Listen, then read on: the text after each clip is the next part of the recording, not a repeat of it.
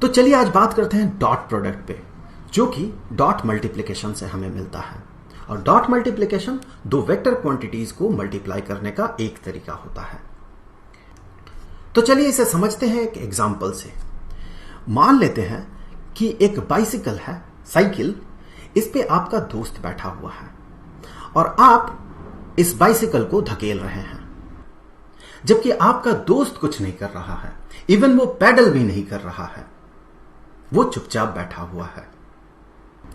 शुरू में ये रुका हुआ था, आपने इसे धकेला, कुछ देर तक फोर्स लगाया इस पे और ये बाइसिकल पहुंच गया यहां तक। तो बाइसिकल में कुछ डिस्प्लेसमेंट हुआ और साथ ही साथ हमने देखा कि बाइसिकल जो इनिशियली इसका जो स्पीड था ये 0 था, सो इसका इनिशियल वेलोसिटी 0 था। यहां जब पहुंचा, इसका जब फाइनल वेलोसिटी हम कंसीडर कर रहे हैं यहां पर, तो हमें दिख रहा है ये मूव कर रहा है, इसके पास कुछ एक स्पीड होगा, हेंस वेलोसिटी होगा। क्यों होगा आप खुद सोचें। आप यहां से साइकिल रुका हुआ है, आप धकेलना शुरू करते हैं, आप कॉन्स्टेंटली फोर्स लगा रहे हैं, तो इसका स्पीड जो है, बेसिकली वेलोसिटी जो है वो बढ़ते जाएगा। बढ़ते बढ़ते यहां पर आपने देखा कि एक सर्टेन वेलोसिटी है, ये 0 नहीं होगा। तो इसका मतलब ये बना कि यहां पर जो काइनेटिक एनर्जी होगा ये 0 होगा, क्योंकि काइनेटिक एनर्जी होता half into mass into velocity का जो मैग्नीट्यूड है उसका स्क्वायर। तो वेलोसिटी का मैग्नीट्यूड 0 है, जो उसका स्क्वायर भी 0 होगा। पर यहां पर जो काइनेटिक एनर्जी बनेगा, जो फाइनल काइनेटिक एनर्जी बनेगा, ये फाइनल काइनेटिक एनर्जी ये नॉन जीरो होगा। तो इसके पास कुछ काइनेटिक एनर्जी रहेगा, जबकि यहां पर कोई काइनेटिक एनर्जी नहीं था। तो यहां पर जो काइनेटिक एनर्जी आया, ये एनर्जी कहां से आया? जरूर किसी ने यहां पर काम किया होगा, क्योंकि सरफेस जो है ये तो हॉरिजॉन्टल सरफेस है, बिल्कुल हॉरिजॉन्टल सरफेस है। ऐसा नहीं कि कोई ऑब्जेक्ट गिर रहा है, उसका पोटेंशियल एनर्जी घट रहा है, उसका काइनेटिक एनर्जी बढ़ रहा है। यहां पर हॉरिजॉन्टल सरफेस में इसका काइनेटिक एनर्जी बढ़ा। याद करें, हमने इससे पहले पढ़ा था, 9th 10th में कभी पढ़ा था कि जब हम काम करते हैं किसी ऑब्जेक्ट पे, तो वही काम, हमारा किया गया काम उस ऑब्जेक्ट पे एनर्जी के तौर पे स्टोर्ड हो जाता है। हो सकता है कुछ काइनेटिक एनर्जी के तौर पे स्टोर्ड हो सकता है कुछ पोटेंशियल एनर्जी के तौर पे स्टोर्ड हो सकता है सिर्फ काइनेटिक एनर्जी या सिर्फ पोटेंशियल एनर्जी के तौर पे स्टोर्ड हो जाए, लेकिन वो एनर्जी के तौर पे वहां स्टोर्ड रहता है। इसका मतलब यहां जो काइनेटिक एनर्जी यहां पर इस सिस्टम में इसे मिला, कोई ना कोई तो काम किया होगा। अब ध्यान से देखते हैं, आपका दोस्त और आप में अब बहस हो गया कि कौन काम किया। काम कैसे होगा यहां पर? यहां देखें, आप एक फोर्स लगा रहे थे इस डायरेक्शन में, आप एक कांस्टेंट फोर्स F लगा रहे थे, जो कि आप कंटिन्यूअसली पूरे पाथ में आपने लगाया। तो आपने कहा आपके दोस्त से कि भाई मैंने फोर्स लगाया F कंटिन्यूअसली यहां से यहां तक, तो उस फोर्स के कारण इस बाइसिकल में एक डिस्प्लेसमेंट हुआ इस सिस्टम में, उसे हम वेक्टर S से रिप्रेजेंट कर रहे हैं, जो डिस्प्लेसमेंट इस एरो से इंडिकेटेड है। आपने अपने दोस्त से कहा कि मैंने इतना फोर्स लगाया F, जिसके कारण कुछ डिस्प्लेसमेंट हुआ, तो काम मैंने किया। आपका दोस्त क्या कहता है कि भाई ऐसे कैसे, यहां तो मैंने भी कुछ फोर्स लगाया है। आपने पूछा कैसे? तुम तो भाई चुपचाप बैठे हुए हो, तुम तो पेडल भी नहीं कर रहे हो। आपका दोस्त कहने लगा कि नीचे की तरफ जो है मैंने एक कांस्टेंट फोर्स लगाया है। कैसा फोर्स आपने पूछा? उसने कहा मेरा मास m अगर है तो mg force due to gravity, ये मैं कांस्टेंटली इस बाइसिकल पे नीचे की तरफ लगा रहा था। इसमें तो कोई शक नहीं है, इसका मास अगर m हो तो mg फोर्स ये नीचे की तरफ लगा रहा था। आपका दोस्त आपसे कहने लगा कि मैंने भी फोर्स लगाया था mg और डिस्प्लेसमेंट हुआ s, तो काम मैंने भी किया, क्योंकि स्टैंडर्ड 9th में मैंने पढ़ा था कि अगर कहीं फोर्स लगता है और वहां डिस्प्लेसमेंट होता है उस ऑब्जेक्ट पे, तो force into displacement is equal to work done. तो यहां से शुरू हो गया कंफ्यूजन।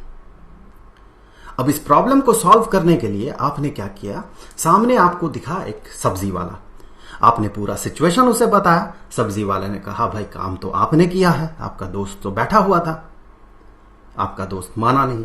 फिर आप चले गए ऑटो वाले से पूछने, ऑटो वाला ने भी यही बताया कि काम तो आपने किया, आपका दोस्त तो बैठा हुआ था। फिर आपने रिक्शे वाले से पूछा, फिर ऐसे करते करते 20-25 लोगों से आपने पूछा, उनमें से कुछ अनपढ़ थे, कुछ पढ़े लिखे थे, सब ने बताया कि काम आपने किया। तो प्रॉब्लम कहां पर है? आपके दोस्त के मन में ये कंफ्यूजन आया कैसे? आपके दोस्त ने कहा था कि कहीं अगर फोर्स अप्लाई हो किसी बॉडी पे और उस बॉडी पे डिस्प्लेसमेंट हो तो वर्क डन होता है। वहां पर force into displacement is equal to work done, जो कि स्टैंडर्ड 9th में उसने पढ़ा था, लेकिन वो कंप्लीट नहीं था। लगाए गए फोर्स के डायरेक्शन में जितना डिस्प्लेसमेंट होगा उसे कंसीडर किया जाता है। हेंस इसका मतलब यह निकल के आता है कि अगर डिस्प्लेसमेंट के डायरेक्शन में फोर्स हो तो force into displacement is equal to work done. जैसे आपने फोर्स लगाया F, उसी एग्जैक्ट डायरेक्शन में डिस्प्लेसमेंट हुआ, तो आपने कितना काम किया, ये फोर्स का मैग्नीट्यूड, जो भी फोर्स था, इनटू डिस्प्लेसमेंट का मैग्नीट्यूड। लेकिन अगर फोर्स का डायरेक्शन डिस्प्लेसमेंट के डायरेक्शन पे परपेंडिकुलर हो, 90 डिग्री में हो, तो वो फोर्स कोई काम नहीं करता है। आप खुद सोचे, अगर कोई ऐसे बैठा हुआ है, चुपचाप बैठा हुआ है, तो क्या वो काम कर रहा है इस सिस्टम में? नहीं कर रहा, जबकि वो फोर्स लगा रहा है। तो यहां ये mg फोर्स चूंकि डिस्प्लेसमेंट के साथ 90 डिग्री का एंगल बना रहा है, तो ये कोई काम नहीं कर रहा है। काम कर रहा है फोर्स F। और ये कितना काम कर रहा? आप सिंपली 9th के स्टूडेंट भी अगर हैं तो आप ये कह सकते हैं कि यहां पर वर्क डन जो होगा, वैसे ये वेक्टर क्वांटिटी है फोर्स, ये वर्क डन जो होगा ये बराबर होगा फोर्स जितना लगाया उसका मैग्नीट्यूड इनटू डिस्प्लेसमेंट का मैग्नीट्यूड। स्टैंडर्ड 9th के लेवल तक तो ये ठीक है। थोड़ा आगे बढ़ते हैं। वैसा एक सिचुएशन कंसीडर करते हैं जबकि ऑब्जेक्ट कुछ ऐसा रखा हुआ है एक सरफेस पे, फोर्स ना तो आप ऐसे लगा रहे हैं और न ही फोर्स आप ऐसे लगा रहे हैं, और इस बॉडी पे जो फोर्स लग रहा है वो फोर्स जो है वो कुछ इस डायरेक्शन में लग रहा है, और डिस्प्लेसमेंट जो बॉडी का हुआ, डिस्प्लेसमेंट कुछ इतना हुआ। सो डिस्प्लेसमेंट अगर देखते हैं तो इतना सा डिस्प्लेसमेंट हुआ। यहां पर S डिस्प्लेसमेंट वेक्टर, जो कांस्टेंट फोर्स आप लगा रहे हैं उस फोर्स का डायरेक्शन जो है वो ये है, ये वाला वो फोर्स है। अब बताएं कि कैसे आप ये मेजर करेंगे कि यहां पर वर्क डन कितना हुआ। क्या किया जाए?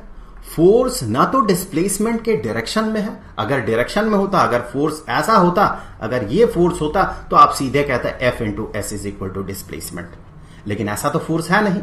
अगर फोर्स ऐसा होता इस डायरेक्शन में तो आप कहते हैं वर्क डन इस फोर्स के द्वारा जो होता ये 0 होता। लेकिन ये तो बड़ा अजीब सा सिचुएशन है, ना ही 90 डिग्री का एंगल बना रहा है, ना ही डिस्प्लेसमेंट के डायरेक्शन में है फोर्स। यहां पर हम ये अप्लाई कर सकते हैं अपने प्रीवियस नॉलेज से कि फोर्स जो है एक वेक्टर क्वांटिटी है जिसे कि हम दो परपेंडिकुलर एक्सिस में रिजॉल्व कर सकते हैं।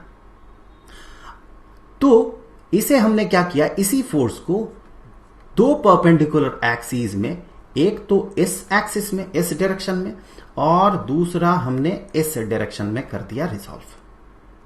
ठीक, अब ये जो ओरिजिनल फोर्स लग रहा था ये डिस्प्लेसमेंट के साथ मान ले थीटा एंगल बना रहा था, तो फिर यहां फोर्स का जो दो कंपोनेंट्स बना, एक ही फोर्स को हम दो पार्ट में स्प्लिट कर सकते हैं, तो दो कंपोनेंट, एक तो ये बना, दूसरा ये बना।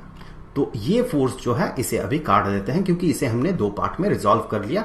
इन दोनों का वेक्टर सम जो होगा इस फोर्स के बराबर होगा। जबकि ये कंपोनेंट जो है ये क्या बनेगा, हमारे प्रीवियस नॉलेज से हम ये कह सकते हैं कि ये जो कंपोनेंट है ये बनेगा F into cosine of theta, और ये जो कंपोनेंट है ये कंपोनेंट बनेगा F into sine of theta. In reality हमने एक फोर्स लगाया F, लेकिन आप ऐसे सोच सकते हैं कि यही फोर्स जो है ये इसके दो कंपोनेंट से मिलके बना हुआ है, F into cosine of theta and F into sine of theta. तो यहां पर अब दो फोर्सेस हो गए। तो अब देखें सिचुएशन थोड़ा आसान हो गया। F into cosine of theta जो है ये डिस्प्लेसमेंट के डायरेक्शन में है, और F into sine of theta जो है ये डिस्प्लेसमेंट के साथ 90 डिग्री का एंगल बना रहा है, डिस्प्लेसमेंट का जो डायरेक्शन है उस डायरेक्शन के साथ। तो काम इसने किया, काम इसने नहीं किया। अब तो आसान हो गया, इसने 0 काम किया और जो भी काम करना है इसने किया। अब सिचुएशन ऐसा बना कि इस ऑब्जेक्ट पे एक फोर्स अप्लाई हुआ F into cosine of theta displacement के डायरेक्शन में, तो फिर काम कितना हुआ? तो हम यहां से कह सकते हैं कि जो वर्क डन होगा, ये वर्क डन होगा फोर्स का मैग्नीट्यूड इनटू डिस्प्लेसमेंट का मैग्नीट्यूड। ये सिचुएशन कैसा था कि फोर्स और जो डिस्प्लेसमेंट है, इन दोनों का जो डायरेक्शन है, डायरेक्शन सेम है। ऐसा ही सिचुएशन पे बात कर रहे थे हम। तो यहां सिचुएशन वैसा ही है, F into cosine of theta और ये डिस्प्लेसमेंट, दोनों का डायरेक्शन सेम है। तो work done is equal to force का मैग्नीट्यूड जो है F into cosine of theta और डिस्प्लेसमेंट का जो मैग्नीट्यूड है एस, इन दोनों को मल्टीप्लाई करते, वर्क डन मिल गया। इसने तो जीरो काम किया था, तो इसे तो कंसीडर ही नहीं करना है। इसी को हम कुछ ऐसे सजा के कह सकते हैं, F into S into cosine of theta. तो वर्क डन होता है जो रियल फोर्स है, जो वास्तव में लग रहा है, उस फोर्स का मैग्नीट्यूड, डिस्प्लेसमेंट का मैग्नीट्यूड और cosine of angle between force and displacement, इन तीनों का प्रोडक्ट। देखिए ये थीटा क्या था, ये थीटा फोर्स और डिस्प्लेसमेंट के बीच का एंगल था। अब इसी को रिप्रेजेंट करने का एक तरीका होता है, वो तरीका है vector F dot vector S. इसी को हम कहते हैं डॉट मल्टीप्लिकेशन। और ये जो प्रोडक्ट बनेगा इसका, ये होगा डॉट प्रोडक्ट। हम डॉट प्रोडक्ट को कुछ इसी तरह से डिफाइन करते हैं कि दो वेक्टर्स का जब डॉट प्रोडक्ट होगा तो ये बराबर होगा एक वेक्टर का मैग्नीट्यूड इंटू दूसरे वेक्टर का magnitude into cosine of angle between them. अब अगर यहां आपके मन में सवाल आता है कि डॉट प्रोडक्ट को ही ऐसा क्यों माना गया है, क्रॉस प्रोडक्ट को ऐसा क्यों नहीं माना गया है, तो भाई ये सवाल वैसा ही होगा कि सूरज पूरब से ही क्यों उगता है, पश्चिम से क्यों नहीं उगता है। क्योंकि सूरज जिधर से उगता है उसी डायरेक्शन का नाम हमने पूरब रखा है। तो हमने इसे बेसिकली डॉट प्रोडक्ट को कुछ इसी तरह से डिफाइन कर दिया है, सिचुएशन को आसान बनाने के लिए। अब आगे चल के आप डॉट मल्टीप्लिकेशंस के और भी बहुत सारे एग्जांपल्स देखने वाले हैं। मैं अगर यही आपको बहुत सारे एग्जांपल्स बता दूंगा तो उसका कोई मतलब नहीं बनेगा। आगे चल के समय के साथ साथ आप एक एक सिचुएशन के साथ डील करेंगे और वहां जाके देखेंगे कि कहां कहां डॉट प्रोडक्ट हो रहा है।